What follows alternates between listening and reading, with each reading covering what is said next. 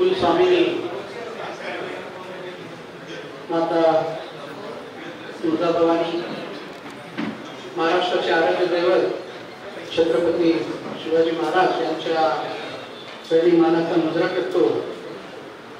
घटनेचे शिल्पकार डॉक्टर बाबासाहेब आंबेडकर यांना वंदन करतो। फुले शाहू आंबेडकर तसंच वसंत विचारधारा याला नमन करतो। महाराष्ट्रातील तसेच विदर्भातील तसेच बंजारा समाजातील सुपुत्र हरित क्रांतीचे प्रणेते स्वर्गीय वसंतरावजी नाईक सर यांना नमन करतो। जलक्रांतीचे प्रणेते स्वर्गीय सुधाकररावजी नाईक सर यांना वंदन करतो। आजच्या या वसंत विचारमाला 2025 या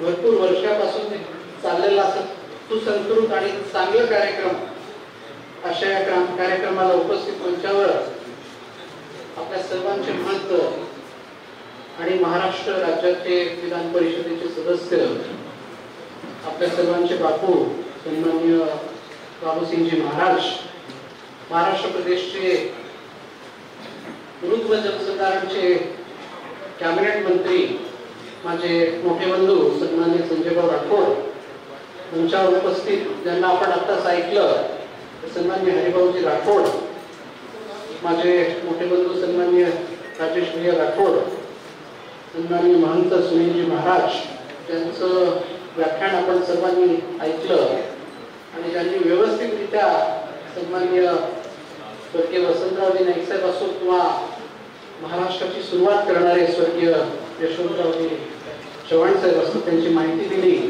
असे जे रेणुजी देसाई साहेब, आमचे मोठे बंधू सन्माननीय देवानंदजी पवार, मोहनजी राठोड, समोर उपस्थित सन्माननीय विद्याताई, तसेच अनिलजी नाईक आणि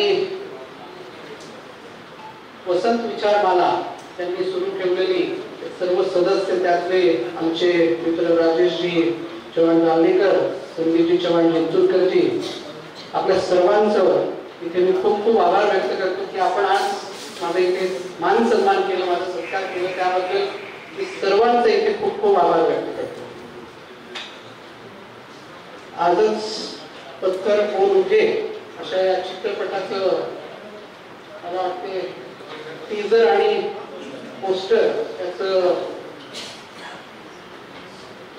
लोकार्पण होतोय, म्हणजे आपल्यासाठी प्रस्तुत करण्यात येतोय। देसाई साहेबांचा इथे आवर्जून उल्लेख करतो, त्यांनी व्यवस्थितरित्या सर्व काही माहिती दिली।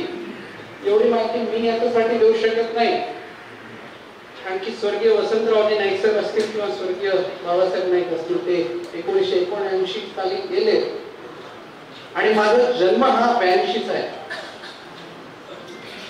म्हणून मी जे काही बोलणार आहे आपल्या सर्वांच्या तोंडाने जे ऐकलेलं असेल किंवा माझ्या घरात जे ऐकलेलं असेल तेच बोलणार आपलं।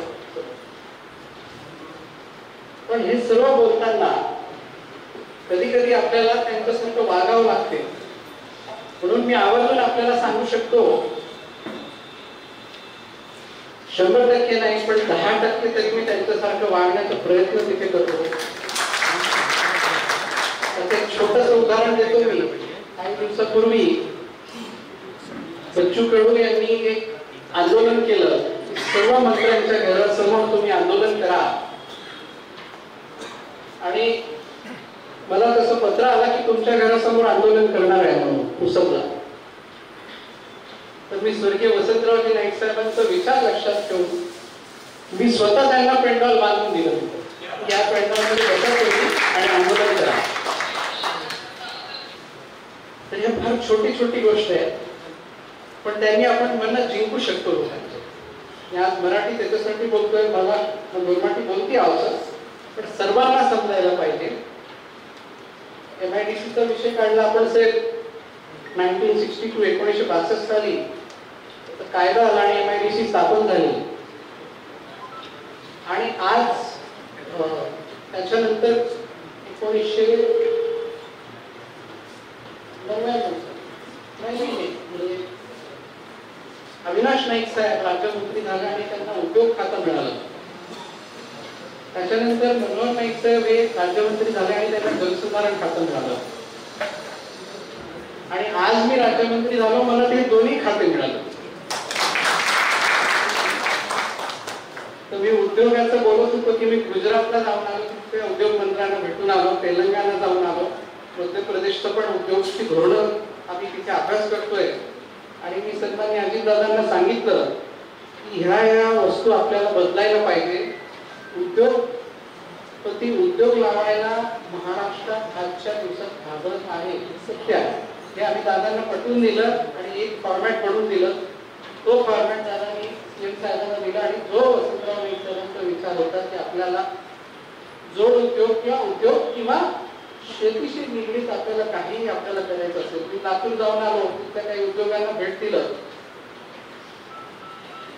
10 ते 12 सॉल्व्हंट प्लांट आहे तिथे सोयाबीनचे आणि प्रायव्हेट एपीएमसी ह्या 50च्या जवळपास आहे आणि 1 लाख टन एवढी सोयाबीनची खपत तिथे महिन्याला आहे, जे आपल्याला वर्षभरात होत नाही आमच्या पुसतला, तसं तिथे आहे. नंतर आवर्जून एक विषय असं सांगतोय मी, सुरुवातीला वसंतराव नाईक साहेब यांनी हरित क्रांती घडवली आणि आज आपण त्यांना तसं ओळखतो. नंतर जलक्रांती जलसंधारणचे जनक म्हणून स्वर्गीय सुधाकर नाईक साहेबांना ओळखतो. त्यानंतर मनोहर नाईक साहेब आले आणि त्यांना राजकारणाची दिशा ही थोडीशी हळू चालवावं लागलं, कारण की पूर्ण परिवार आणि समाजाला कसं टिकून ठेवायचं. कारण की सुधाकर नाईक साहेब गेल्यानंतर कुठं आपला समाज हा भटकायला नको म्हणून त्यांनी फार संयमी राजकारण केलं. पण त्यांच्या कार्यकाळात त्यांनी गुटखा बंदी सारखा मोठा निर्णय घेतला. म्हणून मी म्हणतो आणि आजच्या काळात नंतर संजय राठोड साहेब यांना संधी मिळाली 2014 साली आणि जो प्रश्न रखडलेला होता कोहरा दिल्लीचा विकास आराखडा आणि त्याचा विकास प्रत्यक्षात डोळ्यासमोर आला पाहिजे, ते संजू भाऊनी इथे घडून आणलं. म्हणून त्यांचा आवाज मिळाला. आता राहिलो मी, माझी सुरुवात आहे, पण निश्चितपणे कुठला तरी एक विषयाला हात घालून त्या विषयात पण मी चांगलं नाव यांच्या नंतर करण्याचा प्रयत्न करतो. एक आणखी विषय, सन्माननीय मुख्यमंत्री आणि दोन्ही उपमुख्यमंत्र्यांची शपथविधी आझाद मैदानवर 5 डिसेंबर रोजी झाली आणि 5 डिसेंबरला स्वर्गीय वसंतरावजी नाईक साहेब यांची शपथविधी मुख्यमंत्री म्हणून झाली होती.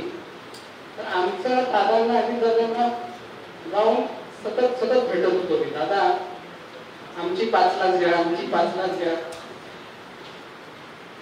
पण दादा बोलले की 3 पक्षाचं सरकार आहे, भरपूर काही सुद्धा निवडून आलेले आहेत, थोडस विचार करावा लागते.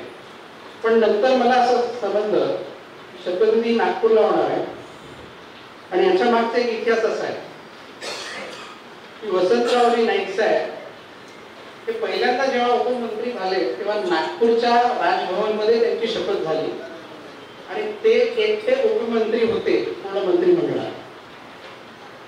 10 दिवसानंतर 15 डिसेंबरला जरी आमची शपथविधी झाली असेल, पण त्याच ठिकाणी शपथ घ्यायला मिळाली आणि माझ्या राष्ट्रवादी काँग्रेस पक्षात मी एकटाच राज्यमंत्री.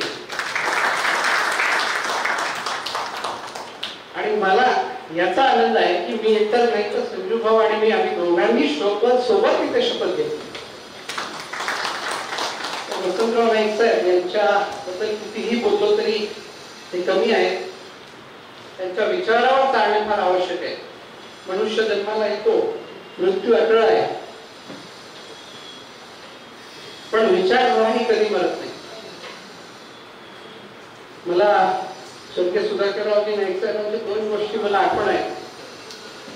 एक म्हणजे वर्षा बंगल्यात होते तेव्हा मला एकदा बोलले की कुठल्याही खुर्चीवर तू अशा कुठल्याही खुर्चीवर जेव्हा बसशील, म्हणजे आज राज्यमंत्री झालो, तर त्या खुर्चीला एक दिवस सोडायचा आहे हे मनात ठेवून त्या खुर्चीवर बसायचं.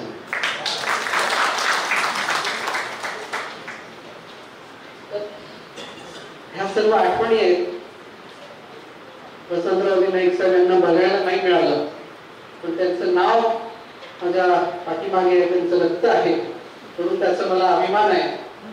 मी सर्वच बसलेला महंत असतील, सर्व उपस्थित सर्व आमचे बंधू भगिनी असतील, यांना एवढंच सांगेन की आपल्या पुढच्या पिढीला त्यांच्या विचाराची पूर्ण माहिती आपण द्यावं. कारण की आजचं जो पिढी आहे ही पिढी थोडंसं मॉडर्न म्हणतो आपण. मॉडर्न ठीक आहे, मॉडर्न असायलाच पाहिजे, जगासोबत आपण बदललो पाहिजे, पण आपले रूट आणि आपली जुनी विचारधारा कधी बदलायला नाही पाहिजे. वसंतरावजी नाईक साहेबांचं तो कायदा असेल, रोजगार हमी असेल, हरित क्रांती असेल, मोठ्या मोठ्या धरणाचे पाया रचना असेल, पंचायत राज असेल, नवी मुंबईची स्थापना असेल, किंवा कपरेण आणि नरिमन पॉइंटच्या रिक्लेम ज्याला म्हणतो आपण, समुद्रात जमीन तयार करणं, हे सर्व काही आपण ऐकतोय, सर्वांनी बघितलेलं आहे.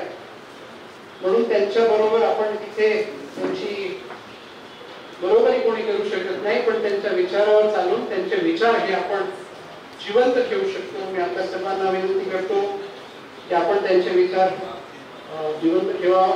मी श्रीमानजी एक शेवटचा विषय घेतो. वसंतरावजी नाईक साहेब जेव्हा तुकडोजी महाराज इथे ऍडमिट होते तेव्हा त्यांना भेटायला आले आणि महाराजांना सांगितलं की मी या महाराष्ट्राचा मुख्यमंत्री आहे, तुम्ही मला सांगा मी काय करू, तुम्ही जे सांगणार ते मी करू शकतो, आज मी मुख्यमंत्री आहे. महाराज एवढेच बोलले की जेव्हा मी आजारी झालो आणि मला मुंबईला यायला फार त्रास झाला, तो विदर्भातील खोऱ्यातील दऱ्यातील कानाकोपऱ्यातील जनतेला मुंबईपर्यंत येणं फार अवघड आहे, म्हणून तुम्ही कॅन्सरचं हॉस्पिटल नागपूरला सुरू करा. आणि तिथे शब्द देऊन वसंतराव नाईक साहेबांनी तुकडोजी महाराज हा कॅन्सरचा हॉस्पिटल तिथे उभारला. आणि त्या काळात शासनाकडे पैसे नसायचे आणि शासन पैसे द्यायचं नाही कुठल्याही अशा हॉस्पिटलला. तेव्हा त्यांनी सर्व प्रायव्हेट लोकांना सर्वांना विनंती केली आणि सर्वांनी 100 रुपये 50 रुपये काय असो असं जमा करून लोकवर्गणीतून तिथे हॉस्पिटलची निर्मिती केली. असा दूरदृष्टीवाला नेता आपल्याला आज बघायला मिळत नाही. पण ठीक आहे, जसं काळ बदलतो तसं राजकारण बदलतो आणि जसं राजकारण बदलतो तसं आपल्या सर्वांना बदलावं लागते. राजकारण होत राहील, पण समाजकारण आणि समाजासाठी जेव्हा यायचं असते तेव्हा संजूभाऊ आणि मी आम्ही ठरवलेलं आहे की अशा दाराच्या बाहेर आपल्या पक्षाचा झेंडा बाहेर ठेवून आत यायचं. आणि ते आम्ही सतत करत आहे. तिथे मी परत एकदा वसंत विचारमाला आणि सर्व यांच्या सदस्यांचा आभार व्यक्त करतो. आपल्याला आता महाराजांना आणि संजूभाऊंना पण ऐकायचं आहे. आणि बाजूला वायबी सेंटरला वसंतराव नाईक कृषी संशोधन प्रतिष्ठानचा एक कार्यक्रम 5 वाजता होणार आहे. सर्वांनी अजितदादा त्या प्रोग्रामला येणार आहे. आपण सर्वांनी तिथे आपली हजेरी लावावं आणि दादांना आणि ऐकावं आणि वसंतराव नाईक साहेबांच्या नावाने जे कास्तकारांना शेतकऱ्यांना जो पुरस्कार देतो त्याच्यात सहभागी व्हावं अशी विनंती करतो. आणि परत एकदा आपल्या सर्वांचं स्वागत केल्याबद्दल आभार व्यक्त करतो आणि थांबतो. जय सेवालाल, जय यशवंत, जय वसंत.